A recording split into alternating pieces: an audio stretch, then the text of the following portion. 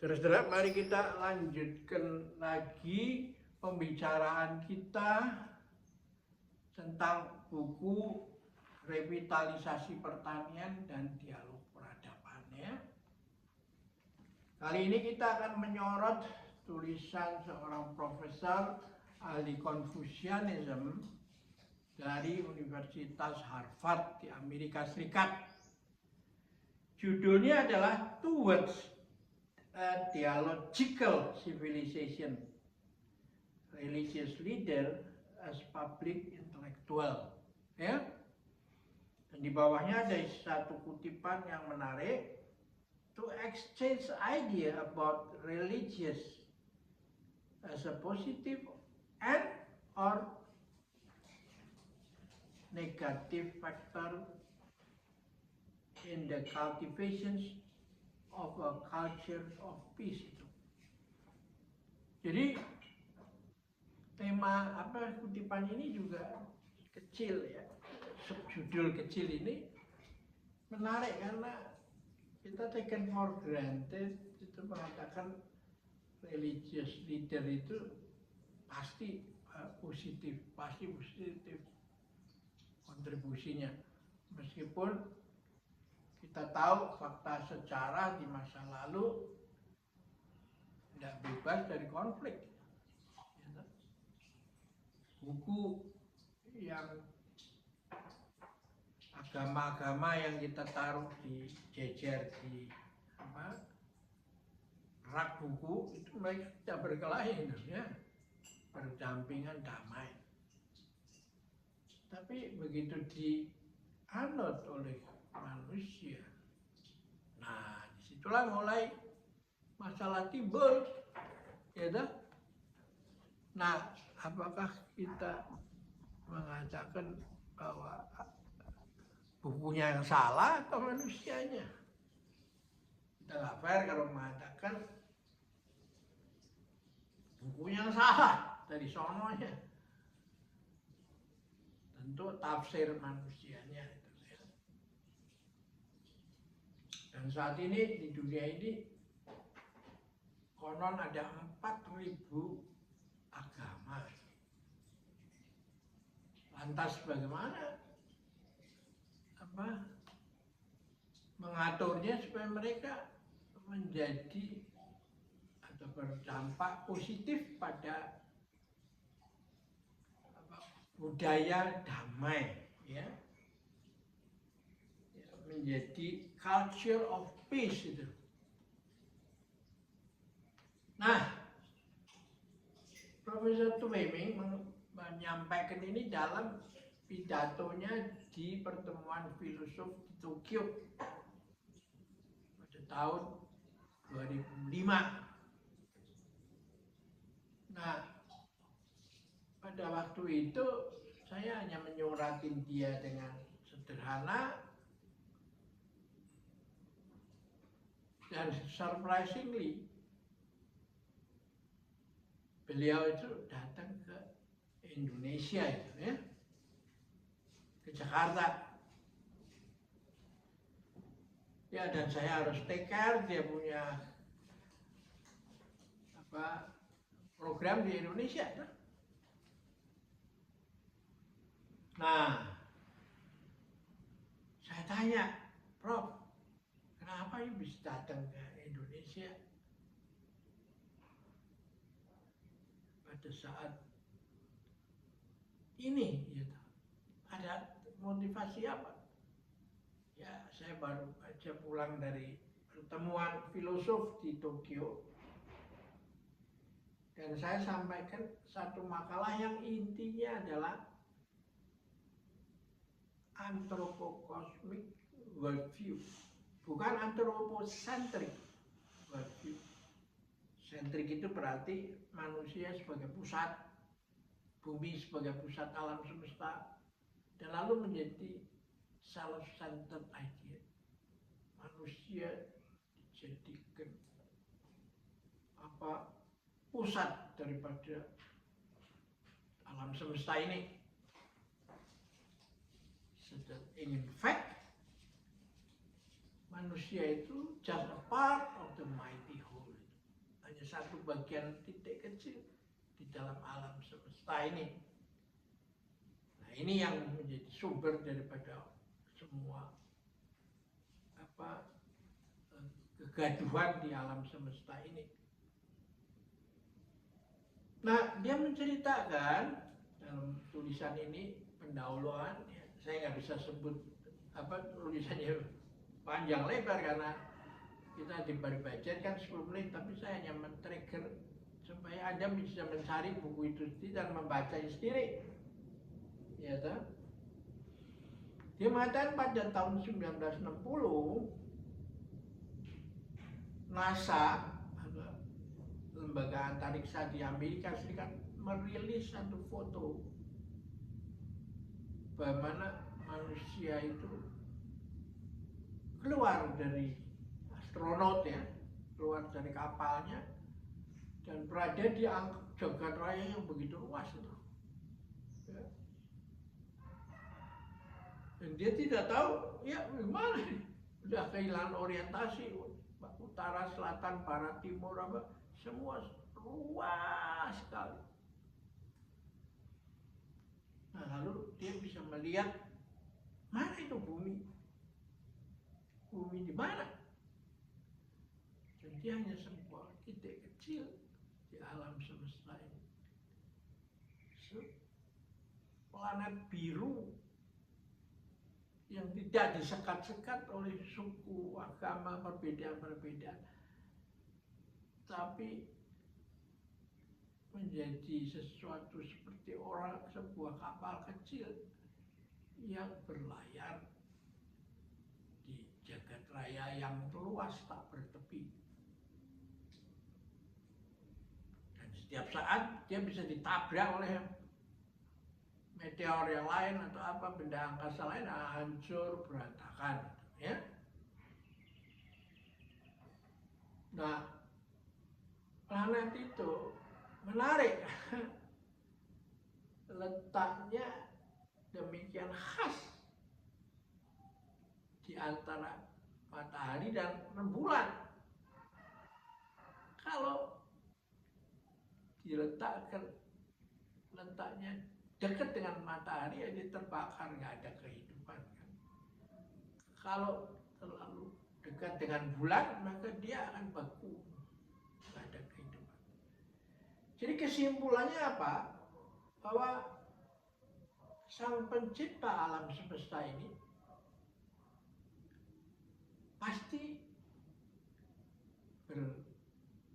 bertekad untuk berpihak pada kehidupan, ya, bukan kerusakan, bukan merusak. Nah, kenapa manusia itu begitu susah diajak untuk memelihara alam semesta ini? Siapa yang salah? Kalau Anda taruh di rak buku-buku agama berjejeran gitu, mereka aman-aman aja, nggak berkelahi. Tapi begitu sampai di pikiran manusia dianut oleh berbagai manusia, timbul gesekan, perang, dan bunuh-membunuh banyak kali juga. Nah, lantas kita mau apakan alam semesta ini? Bagaimana menyelamatkan daripada manusia merusak dunia ini dari dalam dan oleh dirinya sendiri. Itu yang pertama, sehingga kita mempunyai rasa tanggung jawab dari dalam.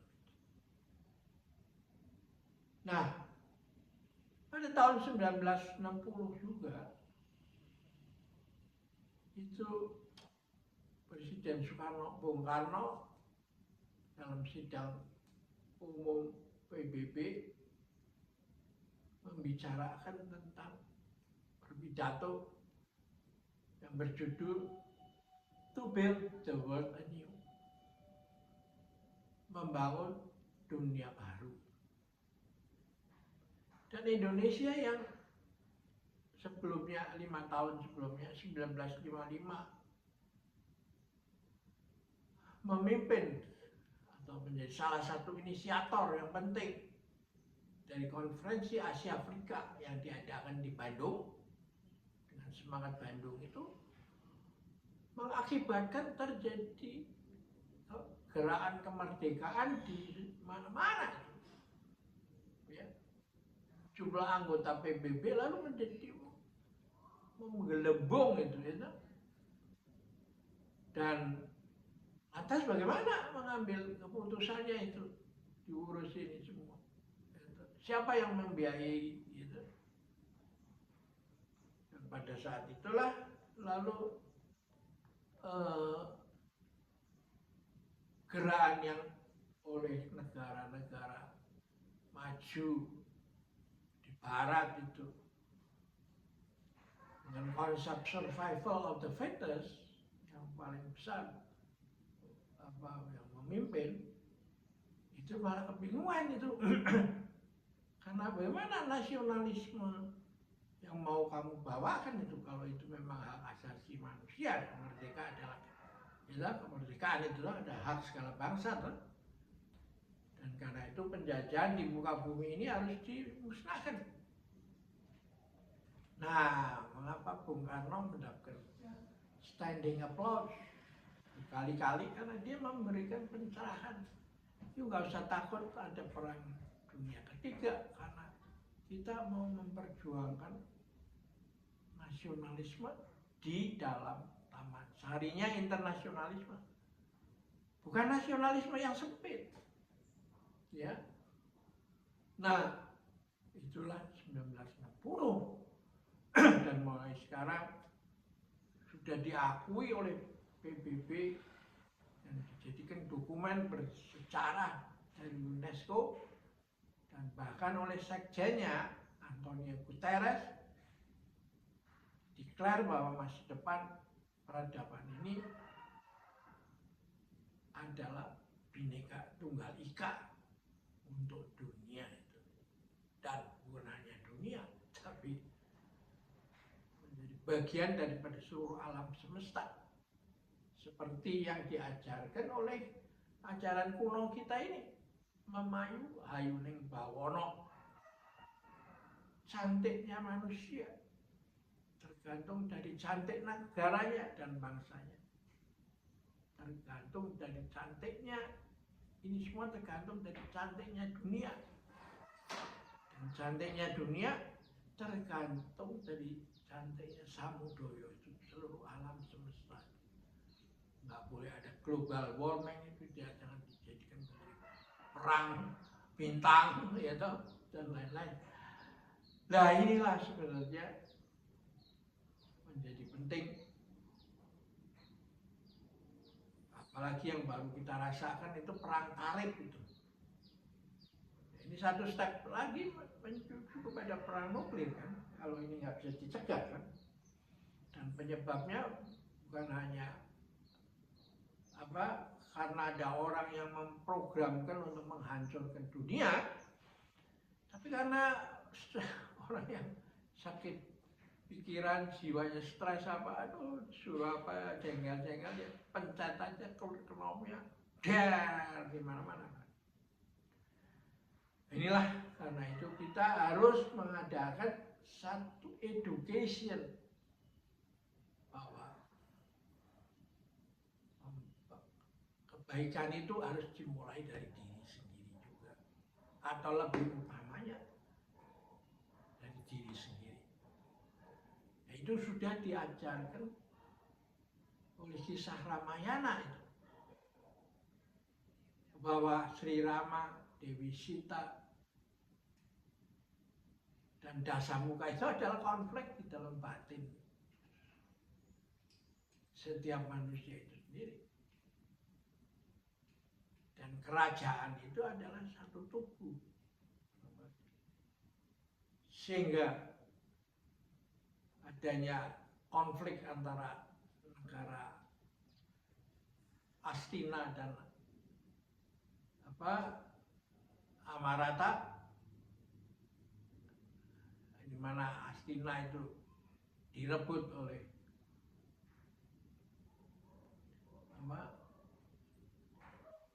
dalam tubuh, dalam pikiran manusia itu sendiri, bagian segi yang kurang baiknya, dan Pandawa yang diusir dari sebagai ahli waris ya, kerajaan, dan lalu bedol hutan dan mendirikan kerajaan sendiri, Amarta. Jadi semua itu keributan di dunia ini sumbernya ada pada pikiran manusia itu. Master Seng Chan mengatakan, kalau pikiranmu berkabut, maka kalau matamu berkabut, jalan tol pun nampak sempit. Bagaimana kalau pikiran kita berkabut itu? Nah, karena itu kelompok ini mengajarkan bahwa mulai dari pikiran, karena akan berubah jadi perkataan atau perbuatan, kebiasaan, dan akhirnya membentuk karakter. Nah, kalau sudah jadi karakter suka perang, ya bagaimana sulitnya mengubah itu semua kan? Nah, karena itu peranan religious leader menjadi penting. Dan karena itu religious leader harus bisa membina dirinya supaya lalu dia bisa memimpin dengan baik. Nah, 1960 menarik sekali juga. Ada tahun di mana di Honolulu, akibat Perang Dunia I dan II, mereka mendirikan lembaga namanya East West Center. East bertemu West itu di situ. Simbolnya pun juga E sama W gitu ya. Ya tapi juga seperti dengan buku ditaruh di mana di rak, nggak berkelahi, tapi begitu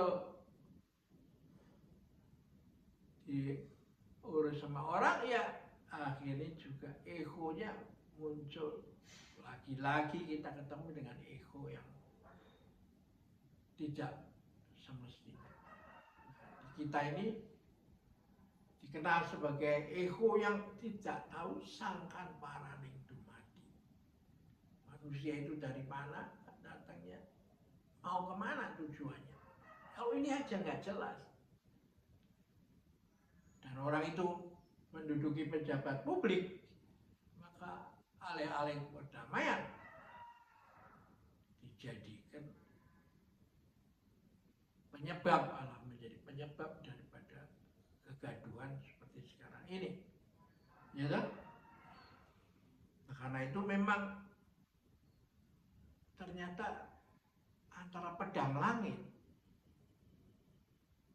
perintah dari atas, dan membina ego itu harus dicari titik temunya. Nah, dalam cerita silat, pedang langit itu dinamakan Idian Kiam. Ya, pedang langit.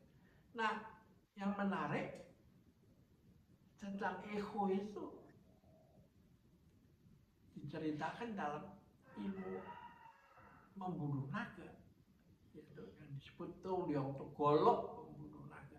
Anda harus bisa mendidik dirinya supaya ego Anda harus dididik gitu, ya kan? Nah, ego itu dia disebut dasamuka, manusia yang kepalanya 10, dasa, tangannya 20. Terjadi kepribadian yang terbelah, ya kan, di dalam dirinya. Kalau ini tidak disadari, maka Anda akan seperti orang disuruh menangkap kuda hitam di kamar yang gelap itu. Akhirnya kepala Anda kejeduk sana, kejeduk sini ya toh. Padahal kudanya ada di mana Anda nggak tahu. Nah karena itu pikiran Anda harus dilatih gitu, ya. Tai Chi memang adalah mempunyai misi yang begini. Karena dia sampai kepada akhirnya tujuan kita adalah sampai pada di 4 samudra dan 5 benua. Semua orang bersaudara, ya. Nah berikutnya saya di dalam buku yang sama ini dalam halaman 770 ada tulisan Yusuf Sutanto berjudul The Thought of Agriculture and the Evergreen Revolution. Ya. Jadi agama itu bukan untuk model sekejap. Revolusi hijau itu bukan memasukkan sebanyak mungkin hara atau pupuk dengan bahan kimia sehingga dasar terniknya mati itu. Anda paling dapat panen sekali terus berikutnya tanahnya rusak itu. Dan untuk merehabilitir lagi itu nggak gampang kan, gitu. Jadi pencemaran lingkungan sehingga Green Revolution itu gagal itu dan tidak dilanjutkan lagi, gitu. Nah dalam tulisan ini Yusuf Sutanto mengutip statement dari Master Hong Yi tahun 1880 sampai 1942 nih ya. Dia mengatakan begini, dunia ini sehari pun tidak boleh tidak memiliki keharmonisan. Hati manusia sehari pun tidak boleh memiliki keriangan. Nah, kita memerlukan exercise ini semua, bukan hanya pengertian intelektual. Nah, Tai Chi ini adalah bela diri yang mengajarkan itu.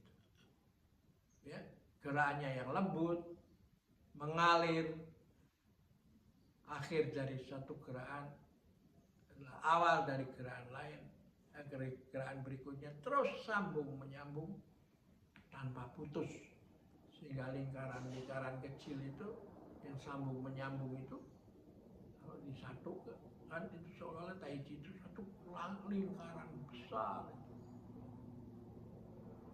Ya.